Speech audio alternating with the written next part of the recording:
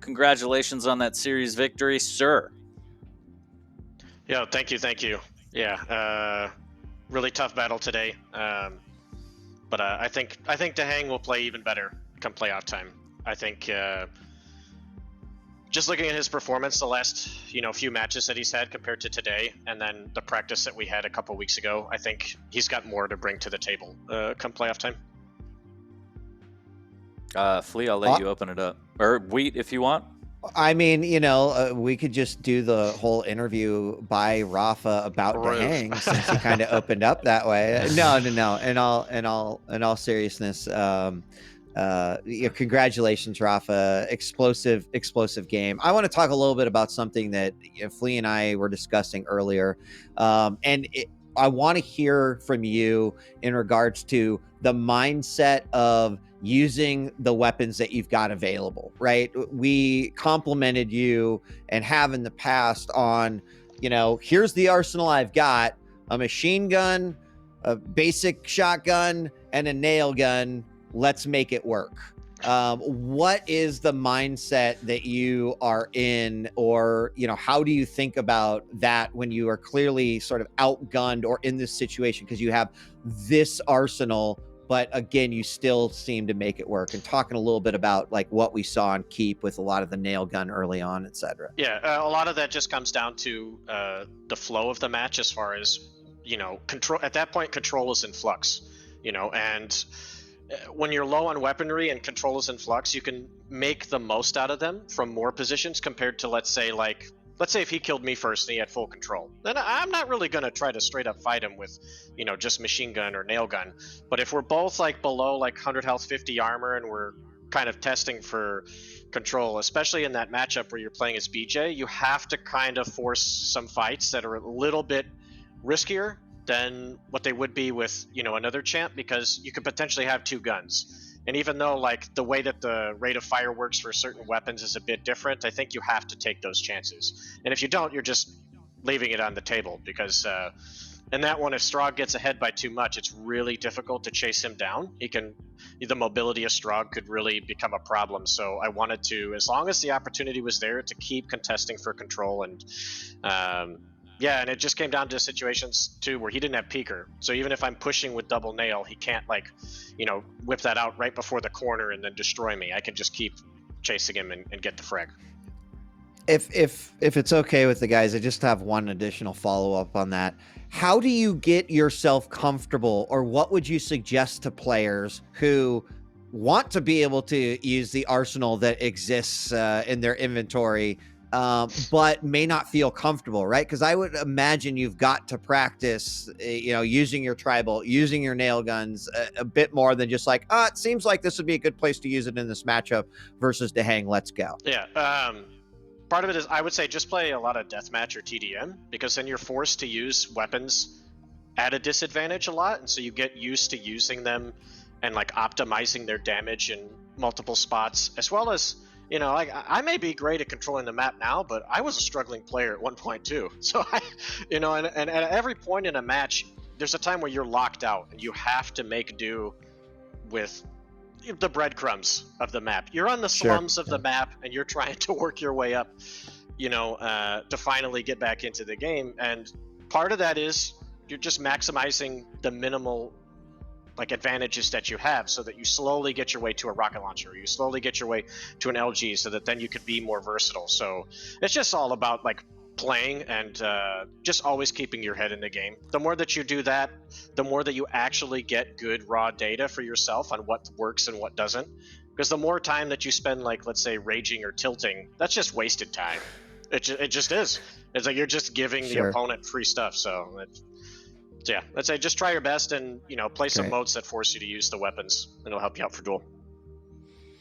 Okay, RAPHA, congratulations. My question is about the second map, Awoken. How do you deal with such an oppressively strong Ranger and Orb that DaHanG can bring to the table? Because there were several instances where he can secure heavy and Orb basically straight onto Mega, and I think that that's something that a lot of people would struggle with. So how do you play around something with that much mobility? Yeah, DaHanG's Ranger is always really hard to play against, but you have to play to the strengths of Doom in that matchup. Doom has a slightly smaller hitbox than Ranger. So even though Ranger can potentially use the orb to get both items, you just have to be the one that's using your mobility across the center of the map to get in position to punish him first. To where then he has to like decide, do I want to take a 50-50 fight now that I've taken, you know, chip damage, or, you know, do I still think that I can go in? And a lot of that too is when he doesn't have orb is maximizing pressure. Like just anytime that you get the advantage, you just need to keep chipping away at him and make sure that he can only get a light armor for a while. And then you're the one getting control and you put the pressure on so that even if he gets orb to all in you again, hopefully you can, you know, dodge it during the fight and come out with a pretty clean kill. And then that's when it can be really hard as Ranger against Doom. When you're respawning and you have no orb, that's when for the next like 2 minutes it's the living hell. So Okay, So- thanks. All right, Sausage King, rapid fire. Who do you think is the biggest threat in EU right now, since we're getting closer to the Stage 2 finals? Oh, if Avex's hitting like he's been hitting lately, he's going to be really tough to play against. And I think you got to say Razy. I think those two right now are the two strongest. But there's so many people like just nipping at their heels. Like it's so close over there for the top 5 right now. It's insane. So whoever I end up going up against in the bracket come playoff time, it's going to be a real challenge. Sure. Going into the matchup with DaHanG, are you more or less comfortable than playing other people simply because you've played DaHanG so many times, you have a history together, you kind of know how he plays, and you also know that he likes to play calculated. So do you fear that more, or are you more comfortable going into it? And also, do you base your play off kind of knowing DaHanG isn't really that crazy with all-in plays? He's not really going to be necessarily in the wrong place, wrong time kind of plays, because I know that stuff tilts you. I've seen the reactions. I've seen them. So going into that game, are you kind of more comfortable with that? Like knowing like, okay, I kind of know that he's going to play the right way and I could counteract that, or how do you feel about it? I think it's scarier to be out of control against DaHanG than it is the other players. But they do have, you're correct, like some sort of like random factor to them sometimes where they can pull off The X something. factor, Yeah, the wild card. Well, that's like today, like I was saying, if DaHanG was playing like he was a couple weeks ago, like overall aim-wise, today would have been much, much more difficult. I think that's why come playoff time, he gets, you know, a little bit of extra time to practice going into it. He's going to be a real threat. So, because normally in our matchups, I don't out-LG him. And today, I managed to, and that's usually his strong point, is he can rely on consistent LG fights that he wants to force, but I was able to take that away from his game today. So yeah, that's kind of why the games went the way they went. But yeah, if we play again in the playoffs, I'll have to probably play a bit different, just depending on how we're both playing on the given day. Sure. And one last quick one, or Sure. maybe not quick, I don't know.